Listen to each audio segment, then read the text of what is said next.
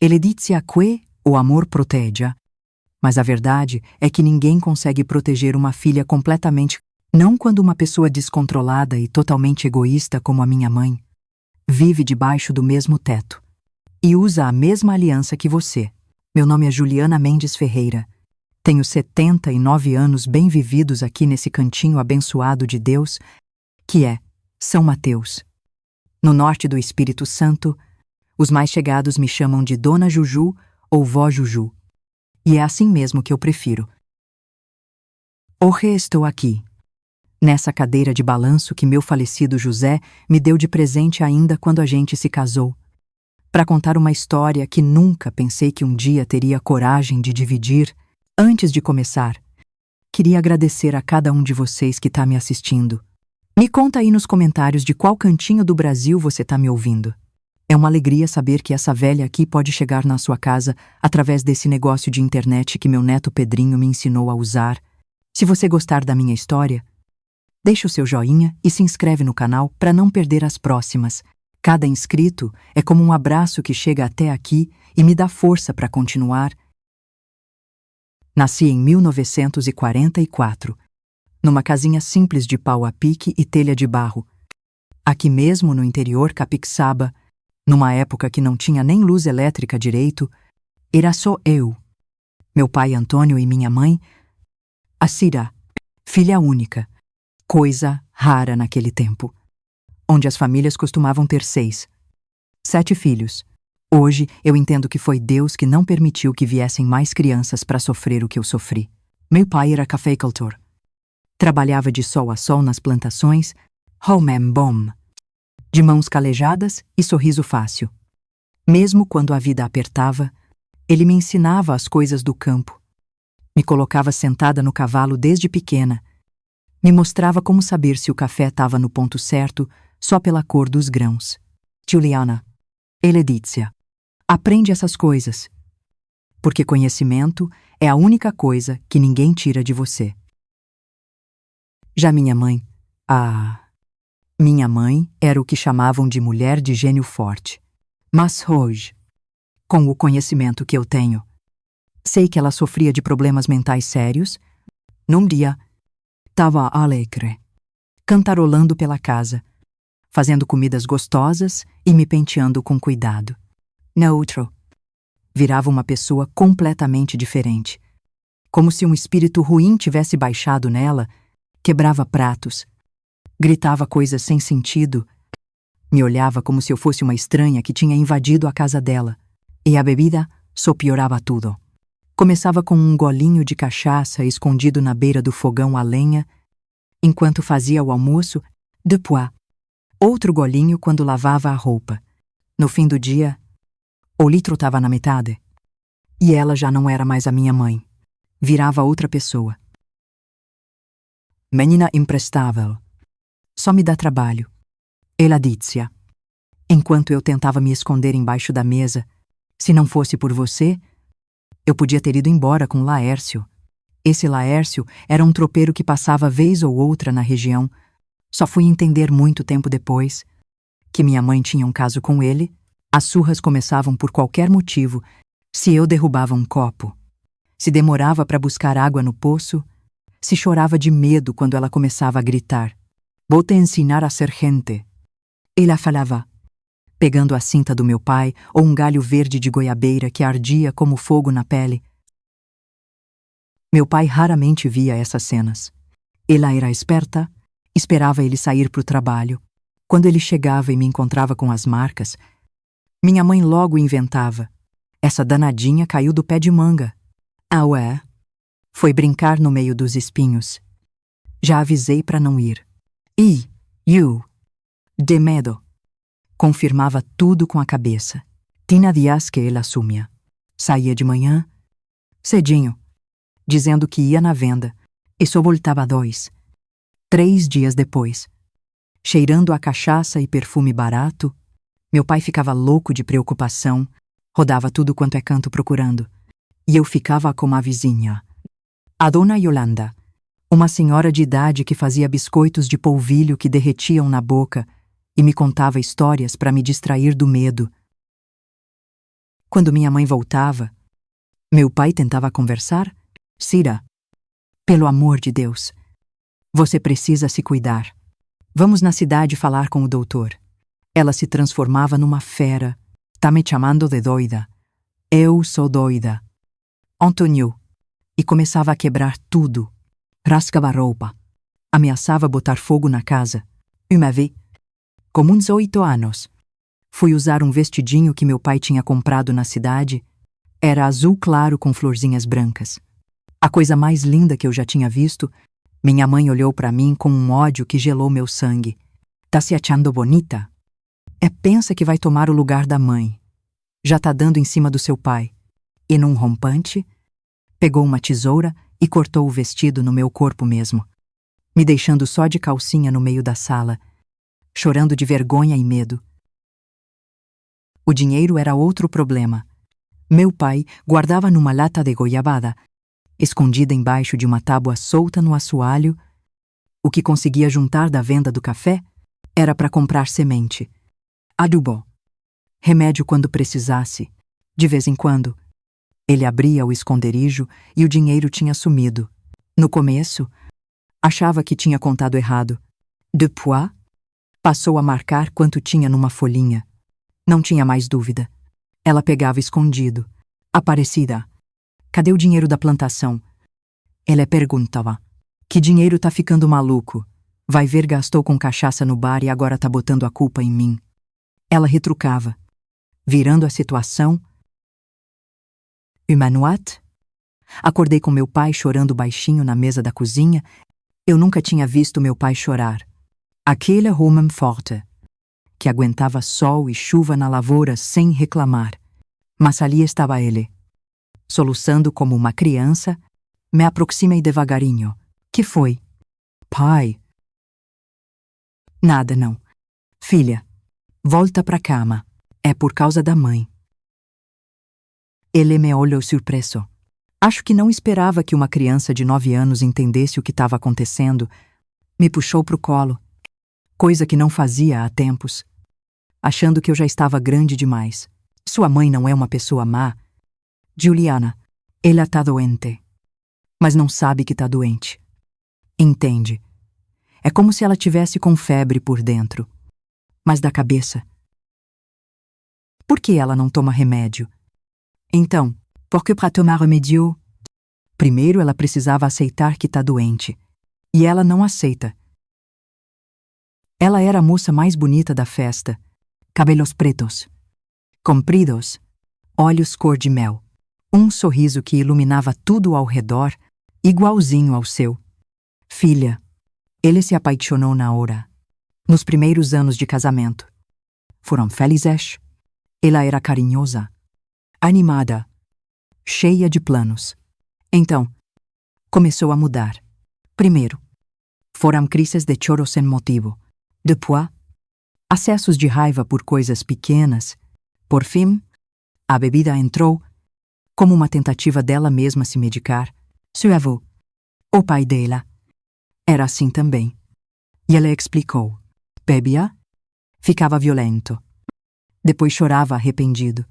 A mãe dela aguentou até morrer nova. De desgosto. Dizia-me. Meu pai tentou de tudo. Levou curandeiros na nossa casa. Quando ela se recusava a ir no médico, benzedeiras, chás de ervas, promessas em procissões. Nada adiantava.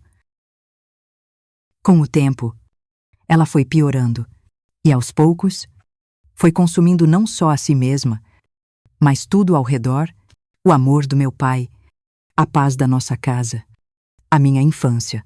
Os vizinhos evitavam nossa casa, as outras crianças não vinham brincar comigo porque os pais não deixavam na escola.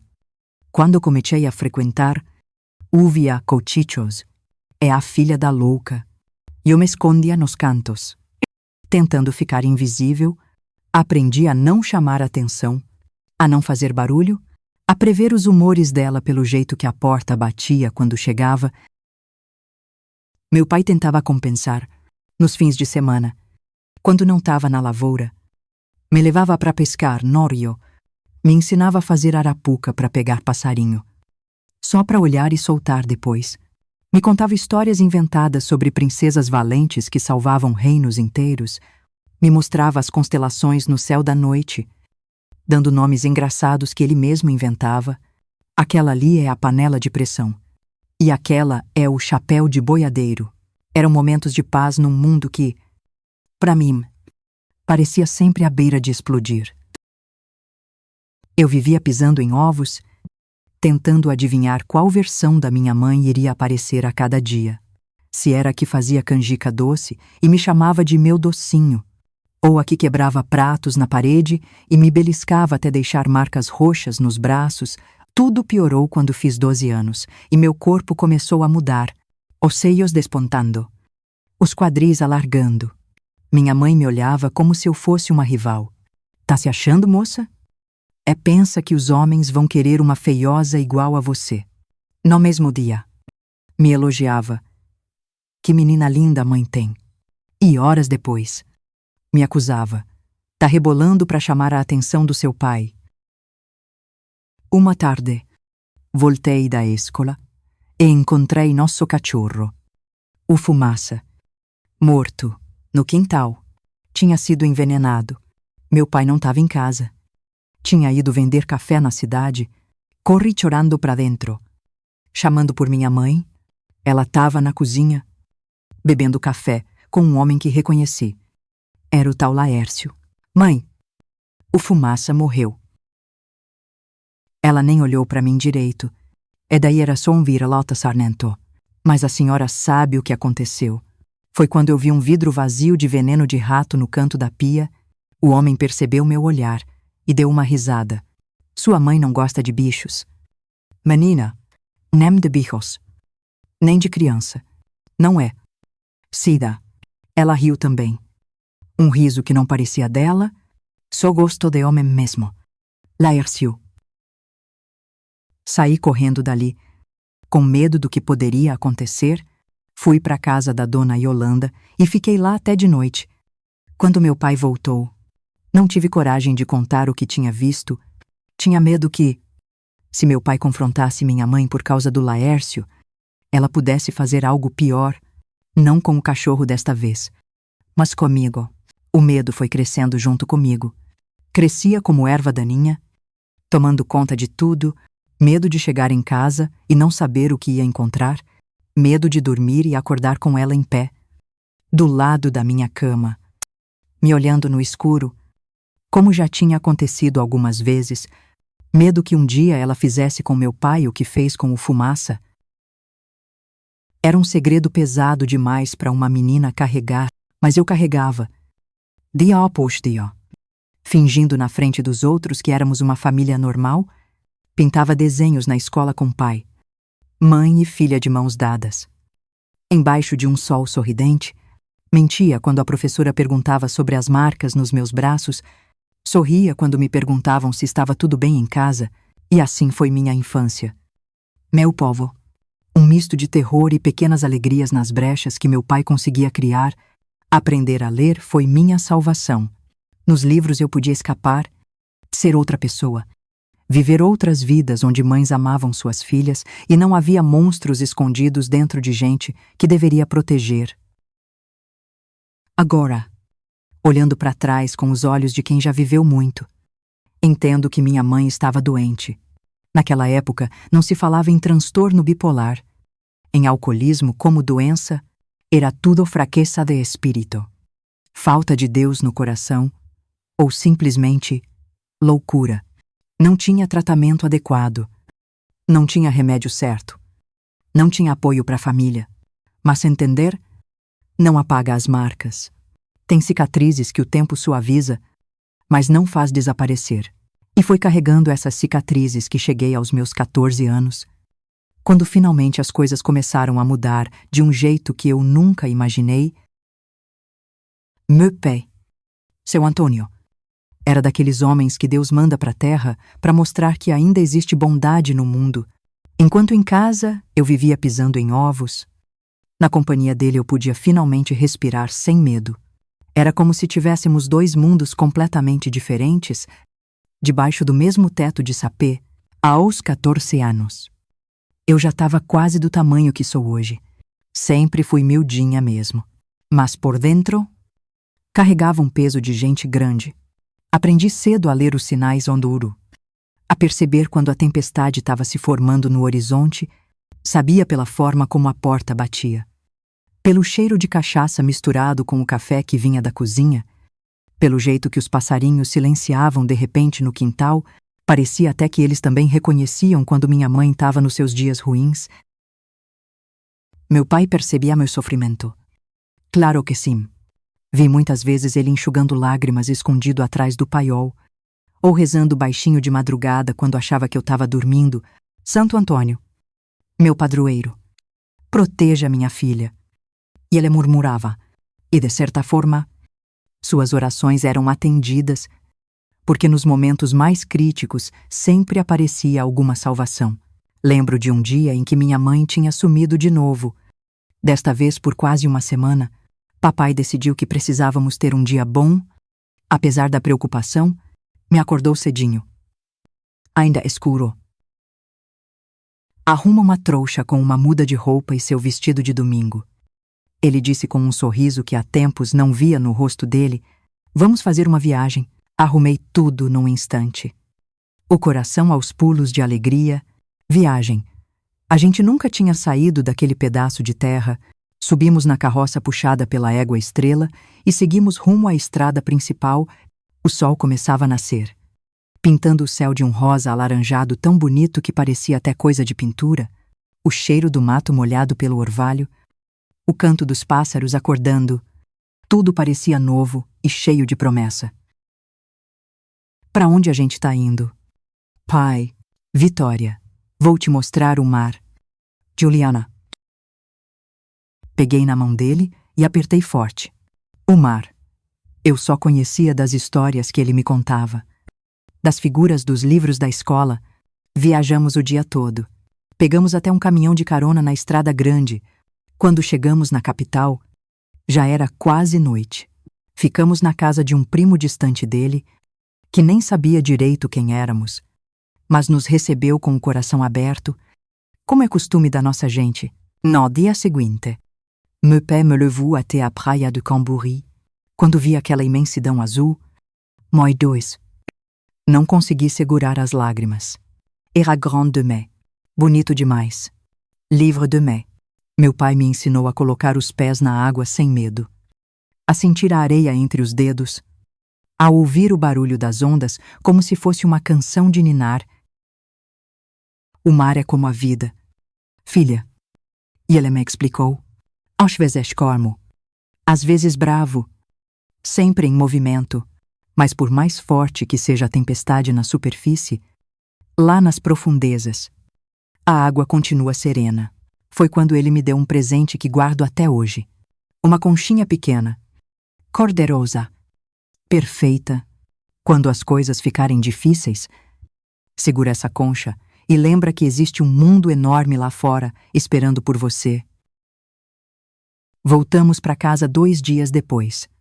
E como era de se esperar, minha mãe já tinha retornado, estava numa crise de fúria por não nos encontrar, tinha quebrado pratos, rasgado as cortinas que minha avó havia feito, espalhado farinha por toda a cozinha. Quando nos viu chegando, veio para cima do meu pai com uma vassoura. Onde vocês estavam? Com que mulher você estava? Antônio levando minha filha para conhecer suas amantes. Meu pai, sempre paciente, não respondeu às acusações. Apenas disse, com uma firmeza que raramente demonstrava: chega.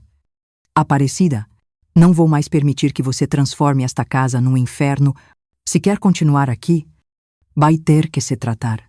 Foi a primeira vez que o vi enfrentando ela daquele jeito. Algo tinha mudado nele durante nossa viagem. Talvez ver o mar, aquela força da natureza, tivesse dado a ele uma coragem nova. Ou talvez fosse só o amor de pai chegando no limite do que podia suportar. Os meses que se seguiram foram de uma guerra silenciosa dentro de casa. Meu pai escondia as garrafas de cachaça. Minha mãe encontrava um jeito de conseguir mais. Ele tentava convencer.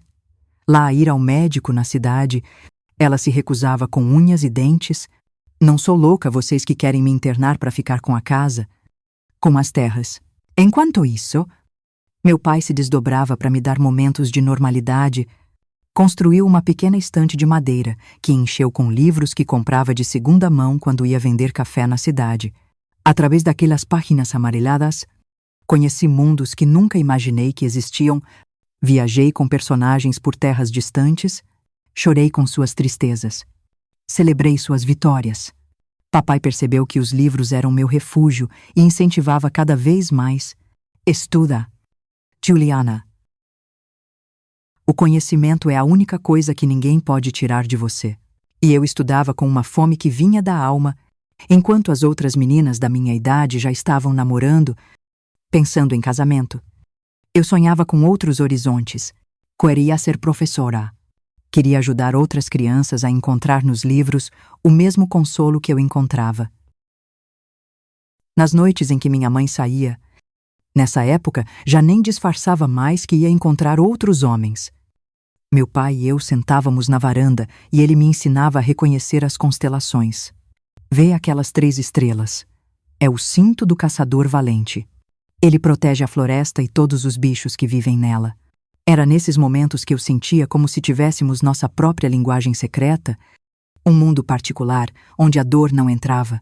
Meu pai nunca falava mal da minha mãe. Mesmo sofrendo, mesmo traído, mesmo vendo seu dinheiro suado ser roubado para comprar cachaça, ele nunca a diminuía na minha frente. Sua mãe está doente. Juliana não escolheu ser assim. A cachaça é um demônio que toma conta e não larga mais. Foi ele quem me ensinou a maior lição da minha vida, que é possível amar sem deixar de se proteger, que é possível perdoar sem aceitar o abuso, que é possível ter compaixão sem se tornar vítima. Quando completei 15 anos, meu pai fez uma festa pequena. Só nós dois mesmo. Assou uma galinha caipira no fogão a lenha, fez angu, salada da horta, de sobremesa, um bolo de fubá com goiabada que ele mesmo preparou, desajeitado, mas com tanto amor que ficou o mais gostoso do mundo. Como presente, me deu um caderno de capa dura, daqueles bonitos que só se via na papelaria da cidade, para você escrever seus pensamentos, seus sonhos, suas histórias. Dia, você vai querer lembrar de tudo o que viveu, e a memória da gente é fraca. Só muitos anos depois, aí eu entendi o valor daquele presente. Não era apenas um caderno, era um convite para eu contar minha própria história, para eu ter voz, para transformar dor em palavras. Palavra. Cura. Aquele caderno se tornou meu confidente nos anos seguintes. Nele, eu escrevia tudo: os dias bons, os dias ruins, as esperanças para o futuro, os medos que não ousava compartilhar com ninguém. Escondia embaixo do colchão, e quando ouvia minha mãe se aproximando, disfarçava rápido. Humanoat? Poème. Ela a encontrou. Estava bêbada, revirando meu quarto em busca de dinheiro para comprar mais cachaça. Quando vi o caderno nas mãos dela, meu sangue gelou. O que é isso? Andou escrevendo sobre mim. Sua ingrata. Tentei pegar o caderno de volta, mas ela era mais forte. Começou a ler em voz alta, debochada, trechos onde eu desabafava sobre o medo que sentia dela, sobre como sonhava com uma mãe diferente, sobre como me sentia sozinha mesmo morando com 2 pessoas. A cada palavra que ela lia, seu rosto ficava mais vermelho, mais contorcido de raiva. Jogou o caderno no chão e avançou para cima de mim. Então é isso que você pensa, que sou um monstro, que não te amo depois de tudo que fiz por você. Corri para o quarto dos meus pais, me tranquei lá dentro. Ela socava a porta, gritava coisas terríveis. Meu pai não estava em casa. Tinha ido ajudar um vizinho cuja vaca estava parindo. Rezei para que ele voltasse logo, para que alguém me salvasse. Quando meu pai finalmente chegou, encontrou a casa virada do avesso e eu, encolhida no canto do quarto, tremendo como vara verde.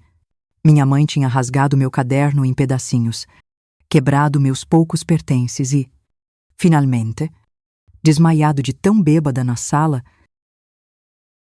Papai não disse nada, apenas me abraçou forte, tão forte que eu podia sentir seu coração batendo contra o meu, naquela noite. Dormimos os dois na varanda, olhando as estrelas, com medo do que poderia acontecer se ficássemos dentro de casa. De manhã, quando o sol nasceu, ele fez um café forte e me chamou para uma conversa séria.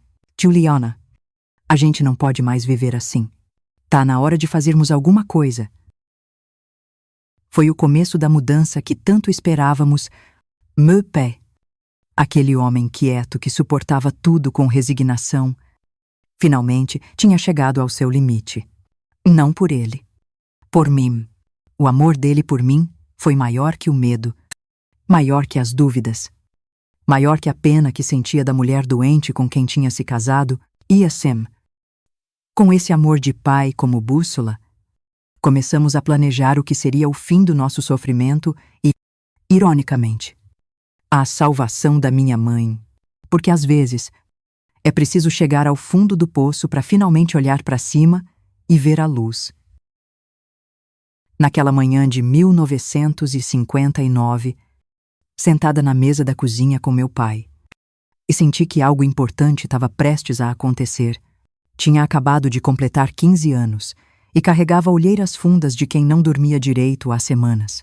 Meu caderno destruído, meus poucos sonhos de adolescente espalhados em pedaços pelo chão da casa. Minha filha, papai começou, segurando minhas mãos entre as dele, ásperas de tanto trabalho na roça. Hoje vamos buscar ajuda, uma ajuda de verdade. Confesso que meu coração apertou. Tantas vezes tínhamos tentado, tantas vezes tínhamos fracassado. Benzedeiras, promessas, conversas, ameaças. Nada tinha funcionado até então, mas havia algo diferente desta vez. Uma determinação no olhar do meu pai que eu nunca tinha visto antes.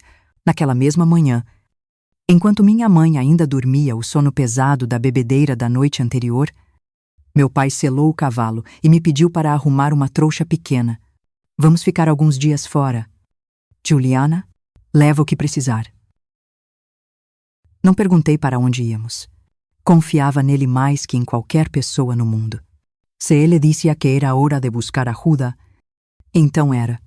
Arrumei algumas peças de roupa, um sabonete, a escova de cabelo e, no último momento, recolhi alguns pedaços do meu caderno rasgado que consegui salvar. Eram páginas soltas, amassadas, mas continham partes da minha história que eu não queria perder. Partimos cedinho, com a neblina, ainda cobrindo os cafezais como um manto de algodão. A sensação de estar deixando aquela casa para trás, mesmo que temporariamente, era uma mistura de alívio e culpa.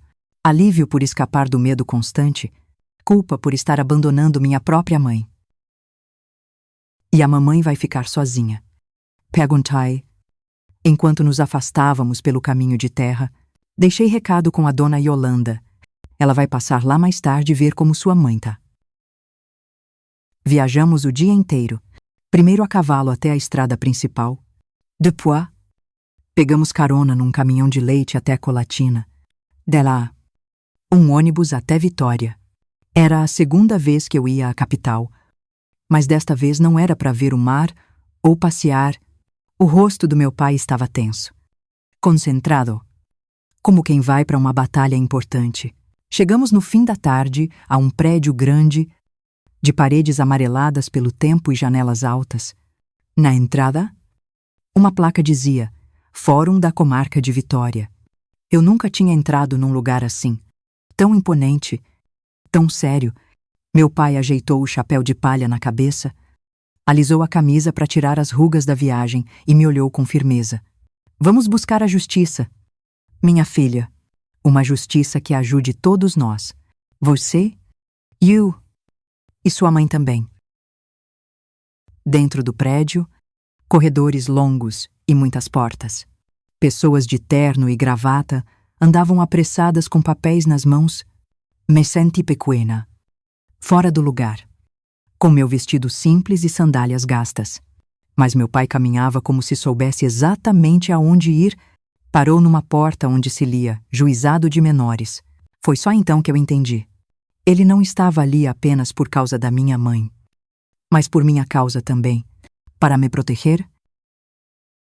Um homem de meia idade, usando óculos redondos e com cabelos grisalhos nas têmporas, nos recebeu.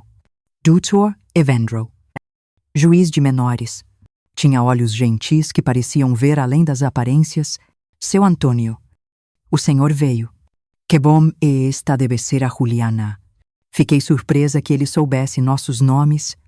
Depois descobri que meu pai tinha vindo sozinho à capital, semanas antes, para se consultar sobre o que poderia ser feito. Tinha conversado com advogados, assistentes sociais, explicado nossa situação. O plano já estava em andamento havia algum tempo, sem que eu soubesse. Na classe lá, pela primeira vez na vida, eu contei para um estranho tudo o que acontecia em nossa casa. Assurar, os gritos, as ameaças, as noites em que eu acordava com minha mãe me observando no escuro, o cachorro envenenado, o dinheiro roubado, os homens que ela levava para casa quando meu pai viajava. Falei sobre o medo constante, sobre como tinha aprendido a ler os sinais de perigo, sobre como muitas vezes achei que não ia sobreviver até o dia seguinte. Enquanto eu falava, as lágrimas escorriam pelo rosto do meu pai.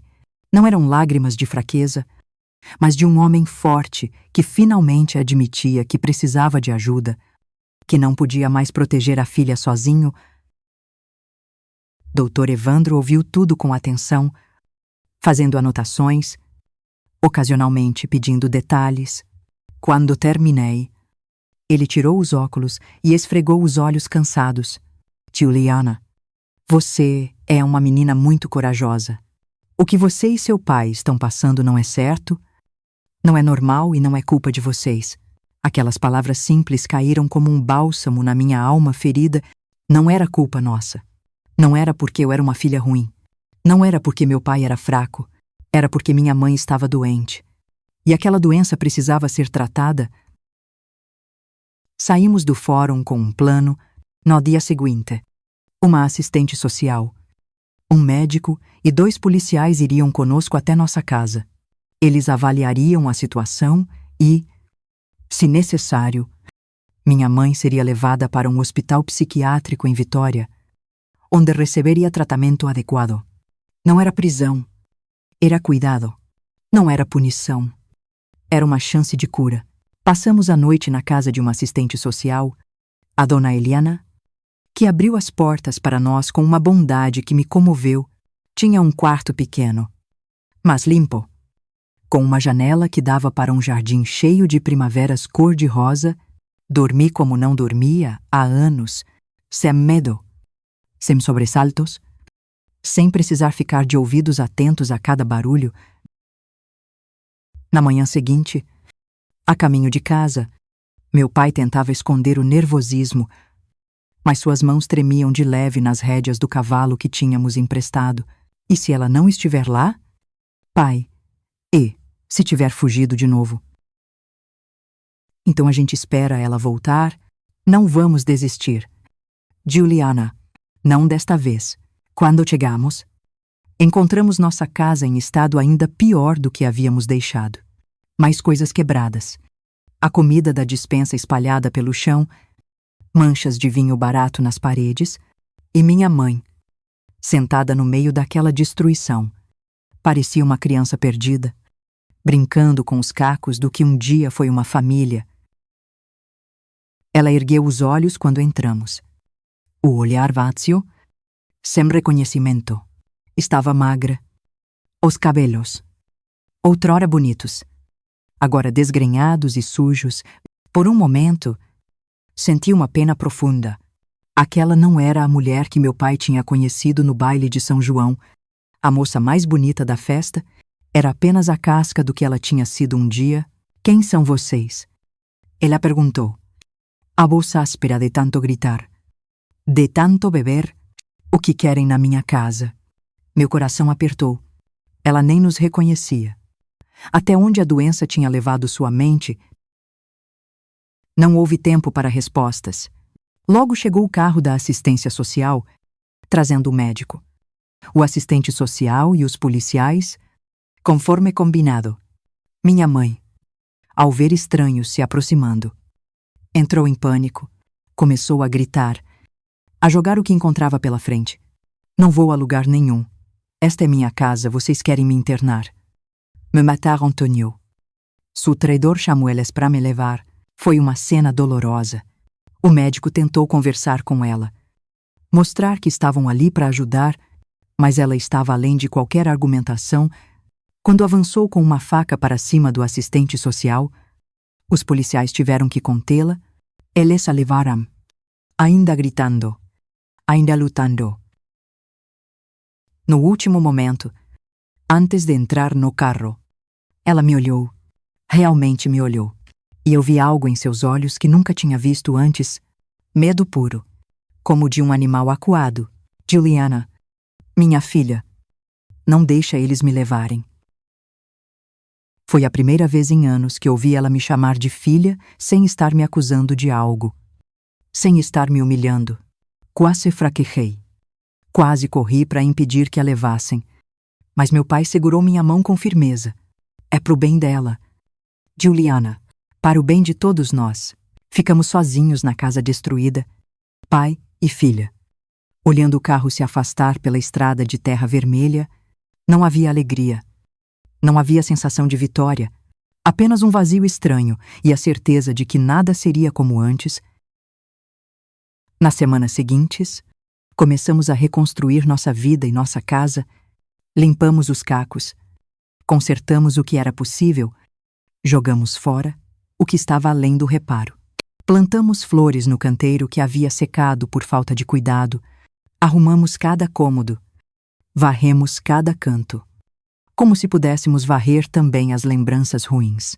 Começamos a receber notícias do hospital. Minha mãe tinha sido diagnosticada com esquizofrenia e alcoolismo severo. Precisaria de tratamento prolongado, talvez por anos. As notícias eram duras, mas pelo menos agora sabíamos contra o que estávamos lutando. Não era maldade, não era falta de amor, era uma doença real, com nome e tratamento. Um mês depois da internação, fomos autorizados a visitá-la. Fiz o caminho até Vitória com o coração batendo forte, sem saber o que esperar. Encontramos minha mãe numa sala ampla, sentada, olhando pela janela. Estava mais limpa, menos agitada, mas ainda muito magra. Não houve grandes emoções nesse reencontro. Ela parecia sedada, distante. Reconheci meu pai, mas me olhou como se eu fosse apenas uma conhecida vaga. Talvez os remédios, talvez a própria doença que avançava, talvez a memória seletiva apagando o que era doloroso demais para lembrar. Você está melhor? Aparecida? Meu pai perguntou, sentando-se ao lado dela. Tô cansada. Quero ir para casa. Ainda não pode. Tu moi bem. Precisa ficar boa primeiro. E quanto tempo vai levar? O tempo que for necessário, ela assentiu, como uma criança aceitando uma regra que não entende direito. Então, num gesto inesperado, pegou minha mão. Não disse nada. Não me olhou nos olhos. Apenas segurou minha mão. Foi o gesto de afeto mais sincero que recebi dela em anos. Voltamos para casa naquele dia com um peso menor nos ombros. Havia esperança. Pequena, frágil, mas real. Nos meses seguintes, uma rotina se estabeleceu. Trabalhávamos na roça durante a semana. Agora, eu ajudava mais. Já que meu pai estava envelhecendo e as costas já não aguentavam o mesmo esforço, aos domingos, íamos a Vitória visitar minha mãe. Lentamente. Muito lentamente. Ela foi melhorando. Os médicos ajustaram os remédios. Ela participava de atividades terapêuticas, estava aprendendo a lidar com a doença, Havia recaídas. Claro, dias em que a encontrávamos agitada, acusadora, perdida em seus delírios, mas havia também dias bons, em que quase conseguíamos vislumbrar a mulher que ela tinha sido um dia. Foi durante uma dessas visitas, quase um ano após a internação, que ela me surpreendeu com uma pergunta. Juliana, você me odeia? A pergunta veio do nada. Enquanto estávamos sentadas num banco no jardim do hospital, meu pai tinha ido comprar água na cantina. Estávamos só nós duas. Respirei fundo antes de responder. A verdade era complexa demais para caber num simples sim ou não. Não odeio você. Mãe, eu odeio o que a doença fez com você. Como a gente. Mas você? Não. Ela assentiu. Como se a resposta fizesse sentido para ela também. Os médicos dizem que fiz coisas ruins, que machuquei você. Não era você. Mãe, era a doença. Lembro de algumas coisas, como sonhos ruins, pesadelos. Queria poder voltar atrás. Faça diferente. Senti as lágrimas virem aos meus olhos. Era o mais próximo de um pedido de desculpas que já tinha ouvido dela, e eu sabia o quanto deve ter sido difícil para ela admitir. O importante é que agora você está melhorando. Estamos todos melhorando. Ficamos em silêncio depois disso, contemplando as flores do jardim, um silêncio diferente. Não carregado de tensão e medo, como costumava ser em casa, mas tranquilo, quase confortável. Foi nesse dia que eu entendi o que meu pai quis dizer ao buscar uma justiça que ajude todos nós. Não era sobre punição, sobre vingança, sobre fazer alguém pagar pelo sofrimento causado. Era sobre cura, sobre dar a cada um o que precisava. Amém. Segurança. Ei, ela. Paz. A minha mãe. Tratamento.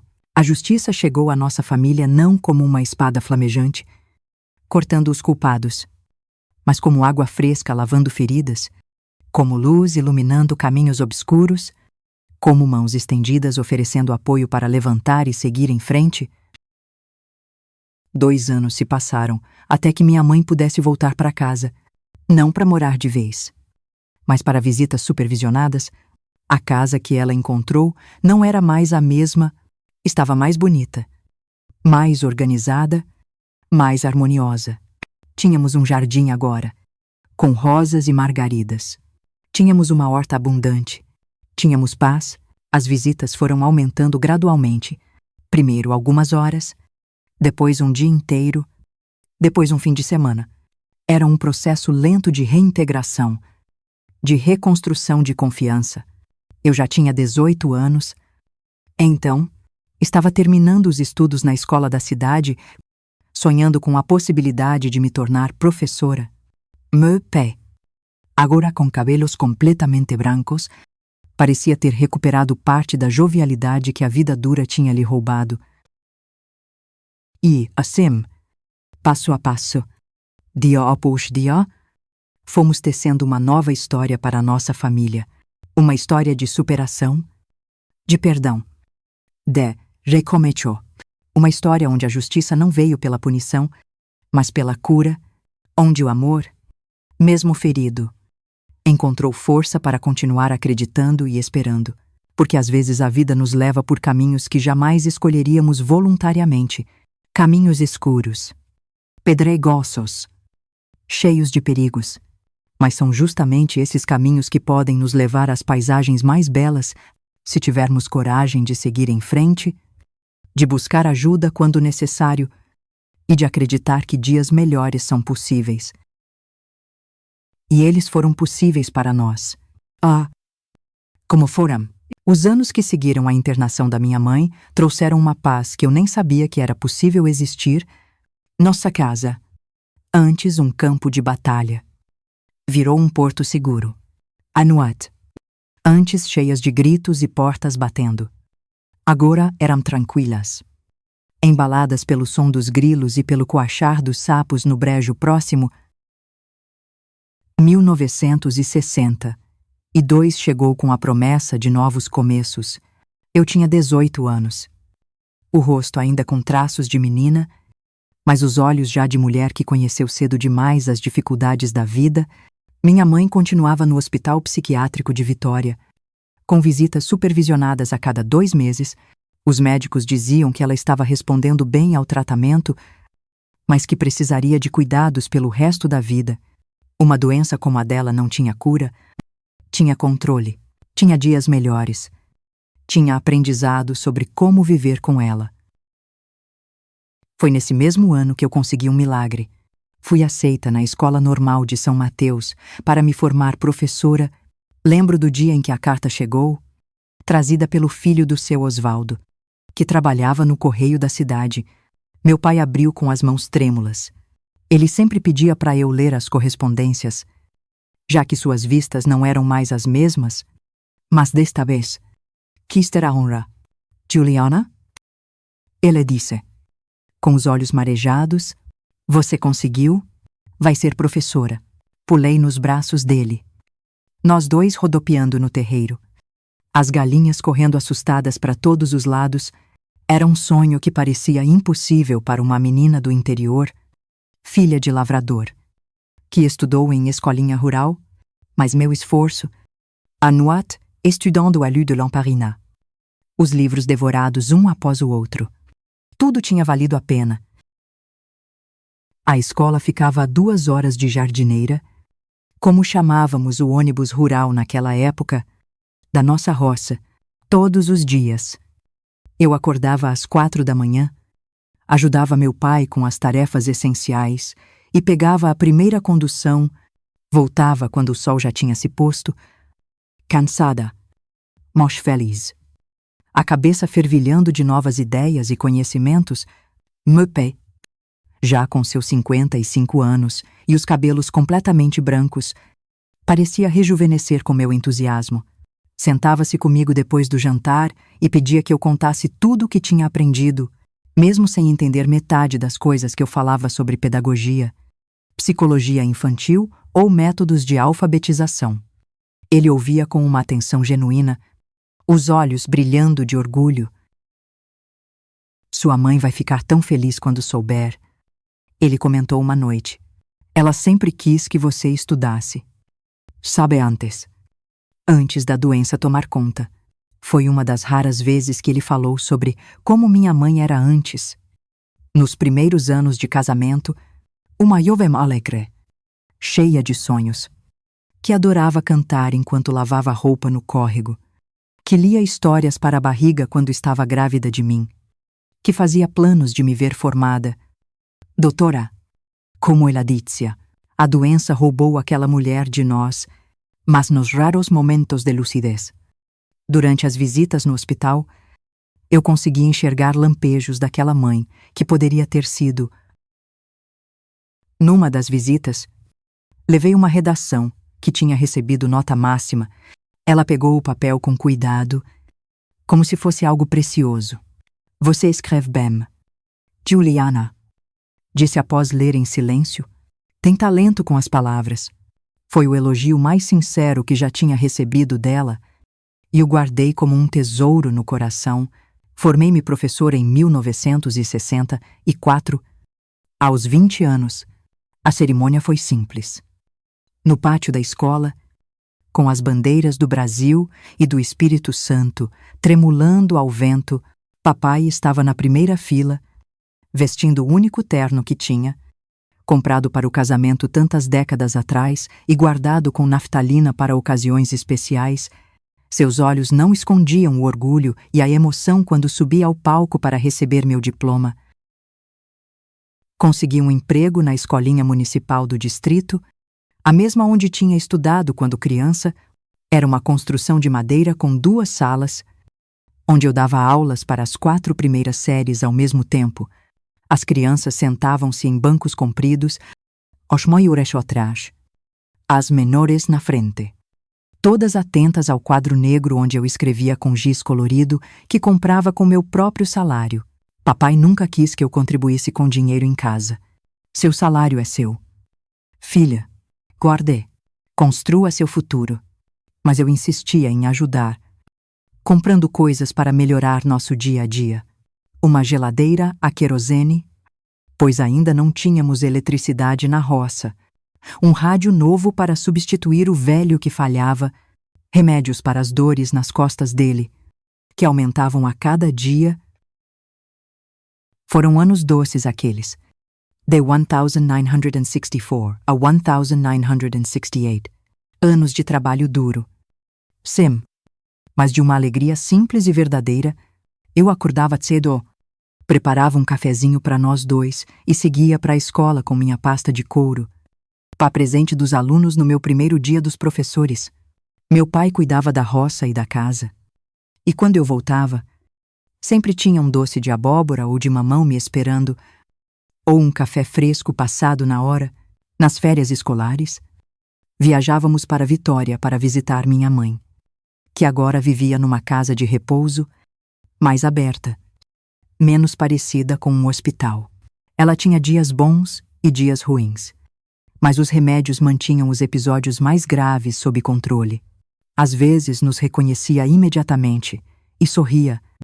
Outras vezes demorava um pouco, como se precisasse vasculhar a memória para saber quem éramos. Numa dessas visitas, em 1968, notei meu pai mais cansado que o normal. A viagem tinha sido longa, ou sol forte, e ele já estava com 61 anos. O corpo marcado por décadas de trabalho pesado, mas havia algo mais além do cansaço físico, uma espécie de resignação nos olhos, como se ele soubesse algo que eu ainda não sabia. No caminho de volta para casa, sentados lado a lado no ônibus sacolejante, ele pegou minha mão entre as suas, calejadas e agora trêmulas. Juliana, preciso te contar uma coisa. Senti meu coração apertar. Eu conhecia aquele tom. Era o mesmo que ele usou quando me contou que precisávamos buscar ajuda para minha mãe. O que foi? Pai, fui ao médico semana passada. Tenho andado cansado demais, com uma dor aqui no peito que vem e vai. Engoli em seco, sentindo um nó se formar na garganta, e o que ele disse? Disse que meu coração não tá bom, que preciso descansar mais, evitar esforço. Olhei para aquele homem que era meu mundo inteiro, que tinha sido pai e mãe para mim, que tinha sacrificado tanto para me ver feliz e segura. De repente, ele me pareceu menor, mais frágil, como se estivesse murchando diante dos meus olhos. Então vamos fazer isso. Pai, vou pedir licença na escola. Encontrar alguém para cuidar da roça. Ele balançou a cabeça, teimoso como sempre. Não quero ser um peso para você. Filha, não quero que desista dos seus sonhos por minha causa. O senhor nunca vai ser um peso. É minha família. Meu pai. A pessoa que mais amo nesse mundo. Ele sorriu. Aquele sorriso que sempre iluminava meu dia. Não importava quão difícil tivesse sido, então vamos fazer um trato. E eu vou me cuidar, seguir as ordens do médico, e você continua seu trabalho. Não quero ver você triste ou preocupada. Promete. Claro. Mas a preocupação já tinha se instalado no meu coração e não sairia mais.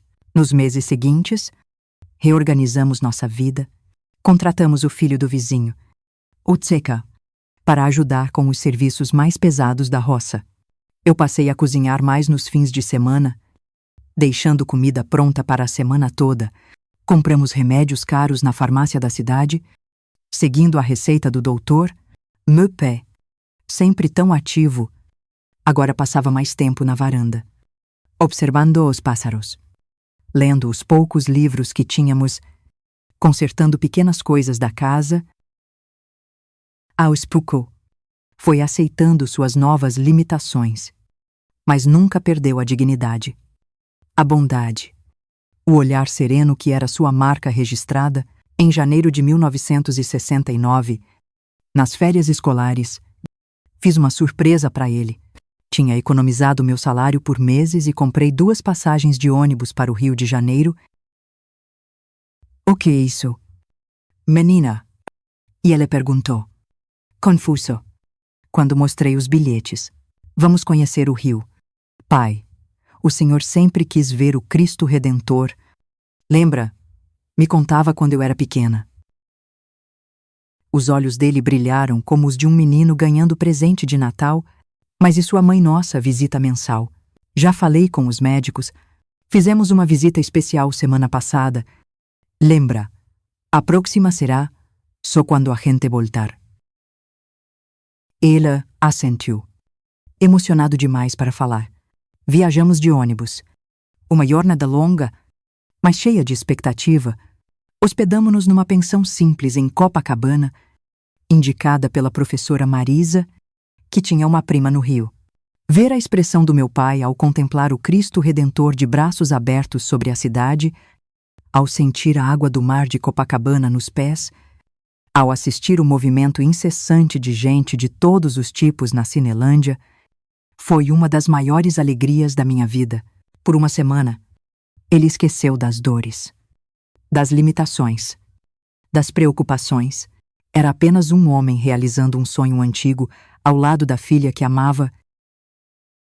Na nossa última noite no Rio, sentados na areia da praia, vendo a lua refletida no mar, ele me disse algo que nunca esqueci.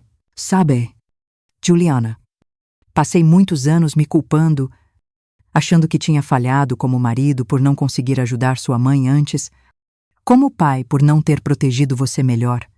Mas olhando para você agora, professora formada, mulher forte e bondosa, eu percebo que talvez não tenha feito tudo errado. Abraçai-o forte, sentindo seu corpo mais magro, mais frágil, mas ainda quente e seguro como sempre foi para mim. O Senhor fez tudo certo. Pai, absolutamente tudo.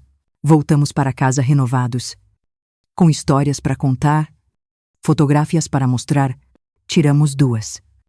Uma no Cristo e outra na praia. Luxo caro, mas que valeu cada centavo. E memórias que guardaríamos para sempre. Mas a vida, essa mestra implacável, tinha mais lições guardadas para nós.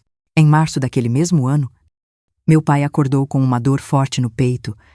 Estava pálido, suando frio. Corri para chamar ajuda. E o filho do seu Manuel nos levou de carro até o hospital da cidade. Foram 3 dias de angústia, 3 dias de orações, de promessas, de segurar a mão dele entre as minhas enquanto os médicos faziam o que podiam com os recursos limitados daquele pequeno hospital do interior. Na madrugada do 3º dia, ele partiu, tranquilo, sereno, como viveu. Suas últimas palavras foram para mim, num sussurro quase inaudível: Viva, Juliana. Viva por nós 2. O enterro foi simples. Como ele teria desejado, o caixão, coberto de flores do campo colhidas pelos meus alunos, desceu à terra vermelha do pequeno cemitério de São Mateus.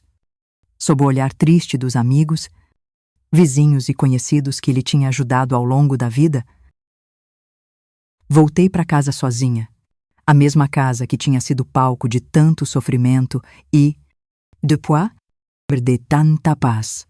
As paredes pareciam guardar ecos das risadas dele, do cheiro do café que preparava, do som da cadeira de balanço na varanda. Sentei-me na mesa da cozinha e, pela primeira vez desde sua morte, permiti que as lágrimas viessem sem contenção, mas no meio da dor, uma certeza se formou: eu não estava realmente sozinha. Carregava comigo cada lição, cada exemplo, cada palavra de sabedoria que ele tinha me dado, e agora era minha vez de honrar esse legado, de transformar tudo o que aprendi em algo significativo. Como ele disse, eu precisava viver, não apenas sobreviver, mas realmente viver, com propósito e significado, e foi pensando nisso que, alguns meses depois, tomei uma decisão que mudaria para sempre o rumo da minha vida e a de muitas outras pessoas. A casa nunca me pareceu tão vazia como nos meses após a partida do meu pai. Cada canto guardava uma lembrança. Cada objeto tinha uma história. Cada amanhecer trazia a dor renovada de sua ausência. Continuei dando aulas na escolinha do distrito, mas voltava para uma casa silenciosa, onde nem mesmo o tic-tac do relógio parecia ter coragem de fazer barulho. Foi durante uma visita à minha mãe, em meados de 1969, que algo mudou dentro de mim. Ela estava tendo um dia bom, lúcida, tranquila, quase como a mulher que poderia ter sido sem a doença. Quando contei sobre a morte do meu pai, ela correu choro silencioso, profundo, de quem entende a perda mesmo através da névoa dos remédios e da confusão mental. Ele era um homem bom? Ela disse, segurando minhas mãos, Bon demain pra mim. Naquele momento, olhando para aquela mulher frágil que um dia me causou tanto medo, senti uma compaixão que nunca imaginei que seria possível. Não era pena, nem ressentimento disfarçado. Era um entendimento genuíno de que todos nós somos quebrados de alguma forma, todos lutamos nossas batalhas, visíveis ou invisíveis. Voltei para casa naquela noite com uma clareza que não sentia desde a morte do meu pai. Todo o sofrimento que vivi, todas as feridas que carreguei, podiam ter me endurecido, me amargado, mas, em vez disso, me deram uma sensibilidade especial para a dor dos outros. Uma capacidade de enxergar além das aparências, de reconhecer o sofrimento silencioso. E foi aí que tive a ideia que mudaria minha vida para sempre. O orfanato Santa Clara ficava nos arredores de São Mateus. Um casarão antigo, doado por uma família rica da região. Eu conhecia o lugar de passagem. Sempre me pareceu triste, decadente, com crianças de olhares vazios brincando num pátio sem graça. Decidi visitar numa tarde de sábado, sem m'avisar ninguém, apenas para conhecer. O que encontrei partiu meu coração. Quase 40 crianças, de bebês a adolescentes, vivendo em condições precárias. Faltava de tudo: roupas, comida adequada, material escolar. Mas, principalmente, faltava amor. As duas freiras idosas que administravam o lugar faziam o que podiam, mas estavam exaustas, sobrecarregadas, incapazes de dar a atenção que cada criança desesperadamente precisava. A senhora veio adotar? Perguntou minha irmã Conceição, esperançosa, quando expliquei que era professora e queria conhecer o lugar. Não, vim oferecer minha ajuda. Posso vir nos fins de semana, dar aulas de reforço, ler histórias, organizar brincadeiras. O sorriso no rosto enrugado daquela freira foi como um raio de sol em dia nublado. Graças a Deus, essas crianças precisam tanto de alguém que se importe. Comecei a ir todos os sábados. Levava livros da escola. Organizava aulas de reforço. Contava histórias. Ensinava cântigas. As crianças, inicialmente desconfiadas, logo passaram a esperar ansiosamente por tia Juju. Algumas se apegaram mais, como o pequeno Carlinhos, de 5 anos, que tinha sido abandonado na porta do orfanato ainda bebê, ou a Maria da Graça, de 12 anos, cujos pais tinham morrido numa enchente no início de 1970. Tomei uma decisão que muitos acharam loucura. Vende nossa propriedade, a casa, o terreno. O cafezal que meu pai tinha cultivado com tanto amor. Foi doloroso, mas eu sabia que ele entenderia. Com o dinheiro, comprei uma casa maior, mais próxima da cidade, com um quintal grande e arejado. E então, fiz algo que mudou para sempre o rumo da minha vida. Pedi autorização para levar comigo 5 crianças do orfanato. Não como adoção oficial. Naquela época, uma mulher solteira de 26 anos dificilmente conseguiria adotar uma criança, quanto mais 5, mas como tutora legal, responsável pelo bem-estar e educação delas, foram meses de burocracia, de visitas de assistentes sociais, de provar que tinha condições financeiras e emocionais para cuidar daquelas crianças, meu trabalho como professora, minha reputação na comunidade, acredito eu, a mão de Deus. Abriram as portas que pareciam impossíveis. Em junho de 1970, mudamos para a casa nova. O Carlinhos, de 5 anos, a Maria da Graça, de 12, os gêmeos Lucas e Mateus, de 8, e a pequena Cidinha, de 13, que nomeei em homenagem à minha mãe, numa tentativa silenciosa de curar o passado. Os primeiros meses foram um caos organizado. 5 crianças que tinham conhecido apenas a rigidez do orfanato, de repente tinham um quintal para correr, uma mesa farta, uma mãe só para elas, corro, brigas, pesadelos, todas as manifestações de traumas profundos que cada uma carregava, mas houve também as primeiras risadas despreocupadas, os primeiros abraços espontâneos, os primeiros "te amo", "Aya", Juju, sussurrados na hora de dormir. Cada pequena vitória era celebrada como se fosse a conquista do mundo, o primeiro A na escola, o primeiro dente de leite que caiu, a primeira vez que a Cidinha dormiu a noite toda sem chorar, chamando por uma mãe que nunca conheceu. M1972. Recebi um convite que mudaria novamente o rumo da nossa história. O diretor da Secretaria Municipal de Educação estava impressionado com o trabalho que eu fazia com minhas crianças e como isso refletia positivamente no rendimento escolar delas. Ele me ofereceu a oportunidade de criar um programa de contraturno escolar para crianças em situação de vulnerabilidade. Você tem um dom, Dona Juliana. E ela disse, um dom que não pode ficar restrito apenas às suas 5 crianças. Com o apoio da prefeitura, fundamos o Espaço Renascer numa antiga casa doada pela igreja. De manhã, as crianças frequentavam a escola regular. À tarde, vinham para o nosso espaço, onde recebiam reforço escolar, alimentação adequada, atividades artísticas e, principalmente, atenção individualizada. Comecei com 12 crianças. No fim do primeiro ano, eram 30. No segundo, 50. As histórias de transformação se multiplicavam. Meninos que estavam prestes a entrar para o crime e agora sonhavam em ser professores, meninas que mal falavam de tão tímidas e agora lideravam apresentações de teatro, crianças que chegavam desnutridas e floresciam com alimentação adequada e cuidado amoroso. M1975. Aconteceu algo que eu nunca imaginei ser possível. Recebi uma carta do Ministério da Educação. Nosso projeto tinha sido indicado como modelo para outros municípios.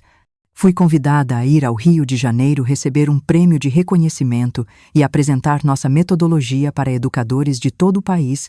Viajei com o coração cheio de orgulho e gratidão. N1. Juliana, filha de lavradores, que cresceu numa casa de chão batido, agora estava num auditório cheio de autoridades, explicando como o amor e a atenção individualizada podem transformar a vida de uma criança. Ao voltar para São Mateus, encontrei uma surpresa. A comunidade tinha se organizado para ampliar o espaço do projeto PE, ex-alunos, comerciantes locais. Todos contribuíram com material de construção, mão de obra, mobiliário. Em poucos meses, tínhamos um prédio novo, com salas adequadas, cozinha industrial, biblioteca e até uma pequena horta comunitária. Enquanto isso, minha família em casa também crescia. M1977. Acolhi mais 3 crianças. O Tião, de 4 anos, cujos pais tinham sido vítimas de um acidente de carro, a Helena, de 9, que havia sofrido abusos terríveis na família biológica, e o Beto, de 12, que vivia nas ruas desde os 7 anos. A senhora não tem medo de ficar sobrecarregada? Perguntou-me uma vez a assistente social que acompanhava nossos casos. Tenho medo é de não fazer o suficiente?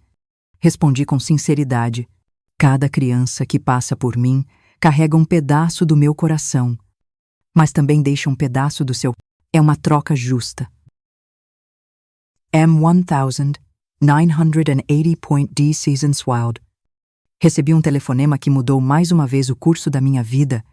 Minha mãe, que continuava na casa de repouso em Vitória, estava com a saúde muito debilitada. Os anos de medicação pesada tinham afetado seu coração e rins. Os médicos não lhe davam muito tempo.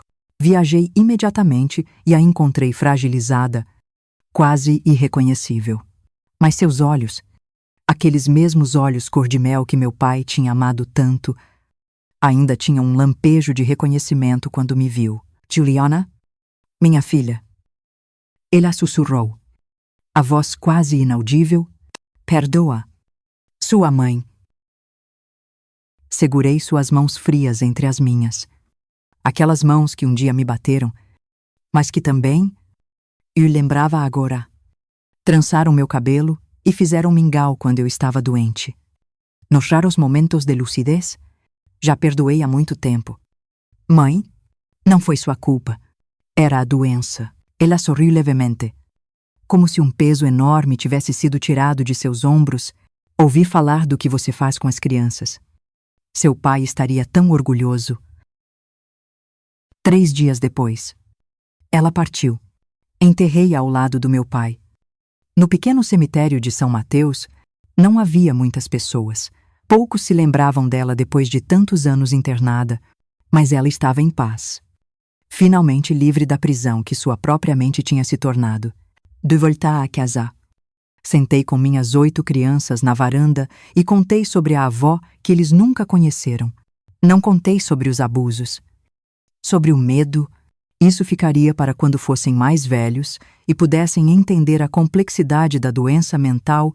Contei sobre a moça bonita do baile de São João, sobre como ela adorava cantar, sobre como a doença tinha roubado dela a chance de ser a mãe que, no fundo, talvez quisesse ter sido. Foi a Maria da Graça, agora uma adolescente de 22 anos, cursando magistério. Quem fez a pergunta que me pegou de surpresa? Tia Juju? A senhora acha que foi por causa do que viveu com sua mãe que decidiu cuidar da gente? Fiquei em silêncio por um momento, contemplando a pergunta. Nunca tinha pensado dessa forma tão direta. Acho que sim.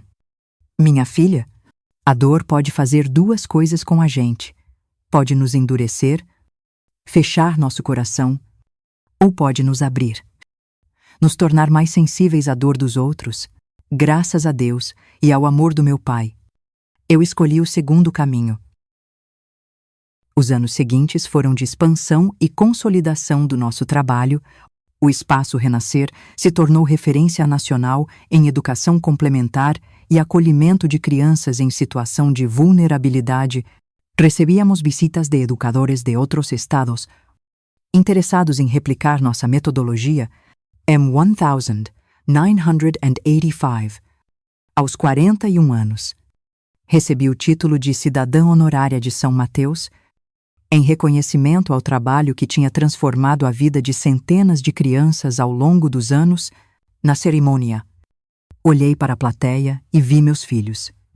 Os primeiros já adultos, estudando, trabalhando, formando suas próprias famílias, quebrando o ciclo de abandono e violência do qual tinham sido resgatados. Hoje, aos 79 anos, olho para trás e vejo uma vida que valeu a pena. Meus cabelos brancos, minhas mãos enrugadas. Cada linha no meu rosto conta uma história de luta, de superação, de amor multiplicado. O Espaço Renascer agora é uma fundação com 12 unidades espalhadas pelo Espírito Santo, atendendo mais de 2.000 crianças, meus filhos. 23. Ao todo que passaram oficialmente pela minha tutela ao longo dos anos, estão espalhados pelo mundo. cada um seguindo seu caminho, mas todos carregando um pouco dos valores que aprendi com meu pai e que tentei passar adiante. A Maria da Graça se tornou diretora da fundação, continuando o trabalho quando minhas forças já não permitiam a mesma dedicação. O Carlinhos, aquele menininho de 5 anos, que foi o primeiro a me chamar de mãe, formou-se médico e hoje coordena um projeto de saúde mental para crianças traumatizadas, uma homenagem silenciosa à avó que nunca conheceu, mas cuja história entendeu e perdoou, e eu continuo aqui, nessa cadeira de balanço na varanda da casa que agora é lar para 3 de meus netos postiços, filhos dos meus filhos do coração. On-K, por diferentes circunstâncias, precisaram de ajuda para criar seus próprios filhos. A roda da vida continua girando. As feridas de ontem se transformam nas bênçãos de hoje, e o amor, esse mistério que não se explica, encontra sempre um jeito de florescer, mesmo nos solos mais áridos. Se tem uma coisa que aprendi nestes 79 anos de vida é que não existem coincidências.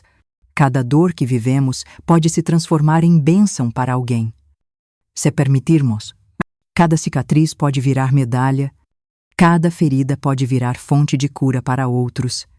Minha história não é só minha, é de todos que cruzaram meu caminho, de cada criança que encontrou em mim um pouco da mãe que não teve, de cada jovem que descobriu seu valor, depois de uma vida sendo rejeitado.